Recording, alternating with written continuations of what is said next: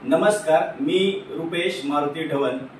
मित्रहो, निघोज बस स्थानकावर मायमाऊली माता भगिनींसाठी अनेक वर्षांपासून टॉयलेट नसल्यामुळे त्यांची अतिशय गैरसोय होत आहे।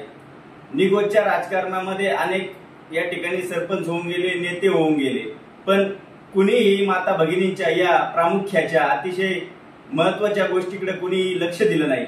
असो, झालेल्या गोष्टी झाल्या, पण माझी आता समस्त निघोज ग्रामस्थांना, परिसराला आणि मायबाप जनतेला, राज्यकर्त्यांना विनंती आहे की तुम्ही विविध गावच्या पदभोगता, मोठ्या पदावर काम करता, पण आज या ठिकाणी निघोजच्या बस स्थानकावर जर एक माता भगिनी मायमाऊली जर त्या ठिकाणी बस स्थानकावर गेली, तिला माहेर जायचं असेल किंवा कुठे कोणत्या त्या माऊलीला गावाला जायचं असेल, तर त्या ठिकाणी बसची एसटीची वाट पाहण्यासाठी एक तास त्या माता भगिनीला त्या ठिकाणी उपस्थित राहावं लागतं, उभं राहावं लागतं। पण जर टॉयलेट नसल्यामुळे त्यांची गैरसोय होती। 20,000 लोकसंख्येच्या गावामध्ये आज निघोजच्या बस स्थानकावर टॉयलेटची व्यवस्था नाही। तर मी म्हणतो, निघोज मध्ये ठिकठिकाणी टॉयलेटची माता भगिनींसाठी बाजार तळावरती तर आहेच, पण निघोजच्या बस स्थानकावर झाली पाहिजे, अन्य काही ठिकाणी टॉयलेटची व्यवस्था झाली पाहिजे। ही माझी प्रामुख्याने सर्व मायबाप जनतेला आणि परिसराला, राज्यकर्त्यांना माझी तळकळीची मनापासून विनंती आहे।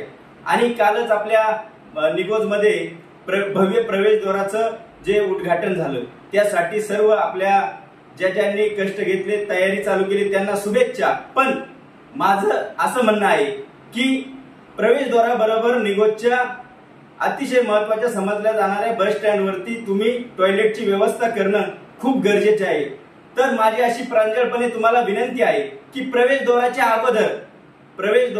अगोदरच तुम्ही प्रामाणिकपणे निघोजच्या बस स्थानकावरती टॉयलेटची व्यवस्था करा, ही तुम्हाला विनंती। तुमची जरी काही प्रश्न असतील की जागा नाही, हे नाही, निघोजच्या बस स्थानकाच्या शेजारी जागा उपलब्ध आहे। निघोजच्या मला तुम्ही कधी सांगा, मी तुम्हाला जवळजवळ निघोजच्या परिसरामध्ये 2-3 जागा नक्की दाखवेन आणि त्यासाठी तुमच्या सोबत राहील। आणि उरला प्रश्न गावच्या प्रवेशद्वाराचा, त्यासाठी नक्कीच गावच्या विकासासाठी तुम्ही प्रवेशद्वार करा, पण किंबहुना प्रवेशद्वाराच्या बरोबर नाही, तर प्रवेशद्वाराच्या अगोदर तुम्ही निघोजच्या बस स्टँडवरती माता भगिनींच्या गैरसोयी न होण्यासाठी तुम्ही टॉयलेटची व्यवस्था करा। आणि समस्त मायबाप निघोज ग्रामस्थांनी हा प्रश्न जो गांभीर्याने आपण घेत आहोत, त्यासाठी उद्याच्या काळामध्ये पाठिंबा द्या। प्रश्न योग्य असेल तर पाठिंबा द्या, प्रश्न जर अयोग्य असेल तर पाठिंबा देऊ नका। पण समाजाला एक विनंती आहे की जर एखाद्या माणसाला भूक लागली असेल तर त्याला अन्न दिलं पाहिजे किंवा त्याला वस्त्र दिलं पाहिजे। वस्त्रापेक्षा पण त्याला जर अन्नाची गरज असेल, भूक लागलेली असेल, तर त्याला अन्न द्यावे, हेच एवढा संदेश आहे।